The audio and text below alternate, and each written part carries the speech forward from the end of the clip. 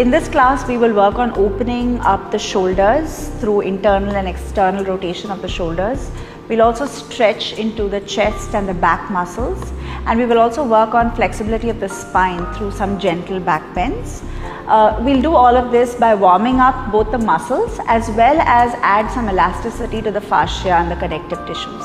You will need a couple of blocks and perhaps access to a wall for this practice, so make sure you have that, and I'll see you on the mat. We're going to start off with some mobility work for the shoulders. So we'll start standing. Take your feet slightly apart, maybe hips width or slightly wider if that's more comfortable. Keep your knees soft. And what we're going to do is lift the hand up. Okay, so we'll start with the right hand.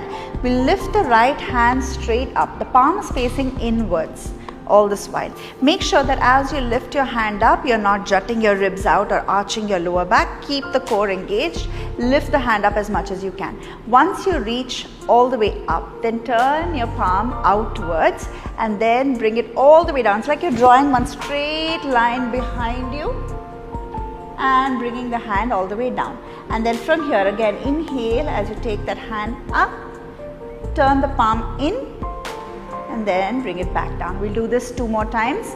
Lift, inhale, turn the palm out, exhale as you bring the hand down. Inhale, lift the hand back up, turn the palm in, exhale and down. 1 more time. Inhale, lift, turn the palm out, exhale and back. Keep the elbow straight. Inhale, lift, turn the palm in, exhale, back down.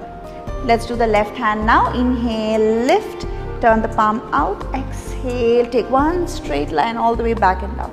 Inhale, lift, turn the palm in, exhale and down. 2 more times. Inhale, lift, palm out, exhale all the way back and down.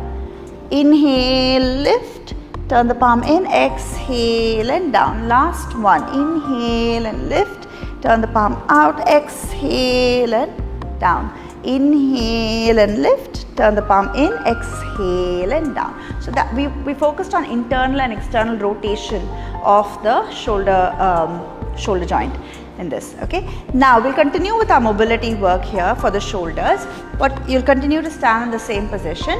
What you're going to do is take your right hand out towards the right side. All the while keep the shoulder stable. Take the elbow back and up, and again extend. Let's do that one final time. Fingers down, fist, flex, bend the elbow, elbow forward and up, elbow back and up. And extend the hand out again and release the right hand by your side. Same thing on the left side. Extend the left hand out to the left side. Think that you're pushing away, and then from here turn the fingers down, make a fist, flex your wrist, bend the elbow. Then from here, keeping the shoulder stable, elbow forward and up, elbow back and up, and again extend the wrist. Fingers down, make a fist, flex the wrist, bend the elbow, elbow forward and up, elbow back and up, and again extend the hand out.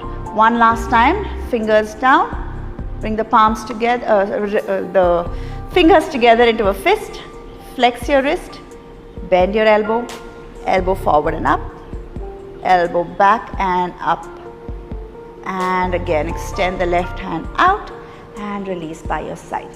Okay, that might seem like a very simple movement, but it takes a lot of mobility around the shoulders, especially to do this keeping the shoulder stable. Your shoulder would want to move and rock and roll all over the place, so make sure that it is stable and fixed at one point. Alright, now moving ahead, we're going to come down into a tabletop position. Your wrists under your shoulders, knees under your hips. Now from here, we're going to make like a cat and cow like movement, but we're only going to focus on the pelvis. We're only going to focus on the tailbone moving. Okay, so you will not move your head up and down. You will not focus on moving the rest of the spine. Only focus on the tailbone.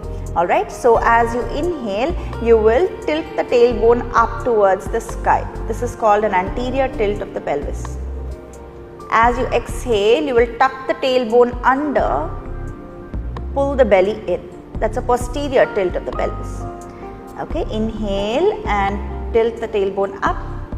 exhale and tuck the tailbone under. You will notice that the spine moves in reaction to the tailbone moving, but you are not actively moving the spine. You're only focusing on the tailbone. You will notice why we're doing this once we get to the next posture, but for now, let's just do this a few more times.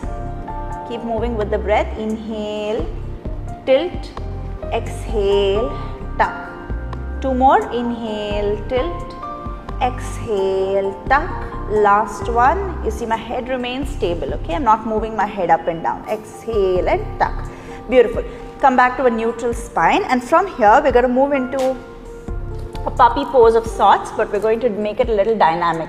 So extend your hands forward and drop the chest down towards the mat.